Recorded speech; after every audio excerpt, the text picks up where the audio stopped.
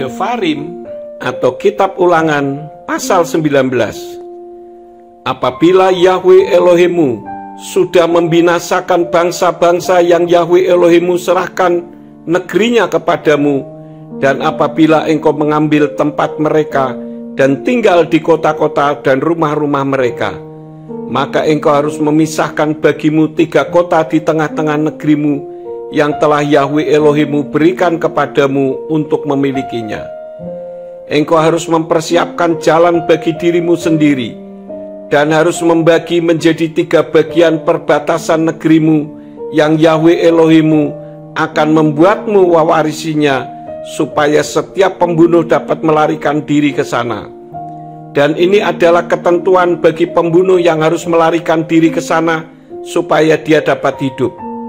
Setiap orang yang membunuh sesamanya tanpa merencanakan dan sebelumnya tidak membencinya, bahkan apabila seseorang pergi ke hutan dengan temannya untuk memotong kayu, ketika tangannya mengayunkan kampak untuk menebang pohon, dan mata kapak terlepas dari gagangnya lalu mengenai temannya sehingga dia mati, maka dia harus melarikan diri ke salah satu kota itu dan dia akan hidup.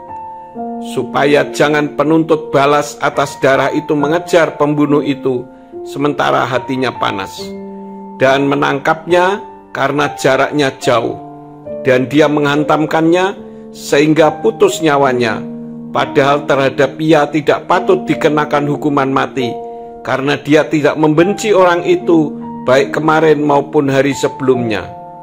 Oleh karena itu aku memerintahkan kepadamu begini: engkau harus memisahkan 3 kota bagi dirimu, dan apabila Yahwe Elohimmu meluaskan daerahmu seperti yang dia telah bersumpah kepada leluhurmu, dan akan memberikan kepadamu seluruh negeri yang telah dia katakan untuk memberikannya kepada leluhurmu, apabila engkau memelihara semua perintah yang aku perintahkan kepadamu hari ini untuk melakukannya, untuk mengasihi Yahwe Elohimmu dan senantiasa hidup menurut jalannya, maka engkau harus menambah bagi dirimu sendiri 3 kota yang lain pada 3 kota itu.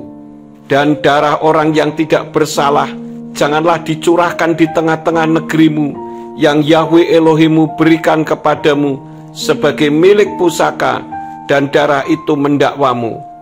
Tetapi apabila seseorang membenci sesamanya dan berbohong menantikan dia, dan bangkit melawannya dan memukulnya sampai mati, kemudian melarikan diri ke salah satu kota itu, maka para tua-tua kotanya harus menyuruh dan membawa dia dari sana dan menyerahkannya ke tangan penuntut darah supaya dia mati.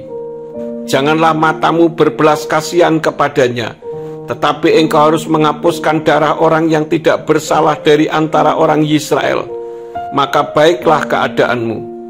Janganlah engkau memindahkan batas tanah sesamamu yang orang-orang terdahulu telah menetapkannya di dalam milik pusakamu, tempat engkau akan mewarisi negeri yang Yahwe Elohimmu berikan kepadamu untuk memilikinya.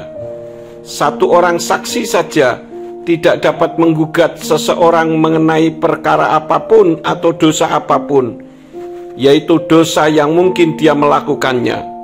Atas keterangan 2 atau 3 orang saksi, hal itu dapat ditegakkan. Apabila seorang saksi jahat menggugat seseorang untuk menuduh dia mengenai suatu pemurtatan, maka kedua orang yang berperkara itu harus berdiri di hadapan Yahwe, di hadapan para imam dan para hakim yang ada pada waktu itu. Dan para hakim itu harus memeriksanya dengan teliti. Dan sungguh, apabila saksi itu adalah saksi palsu, dan dia telah bersaksi palsu terhadap saudaranya, maka kamu harus memperlakukannya sebagaimana dia bermaksud memperlakukan saudaranya. Dan engkau harus menghapuskan yang jahat itu dari antaramu.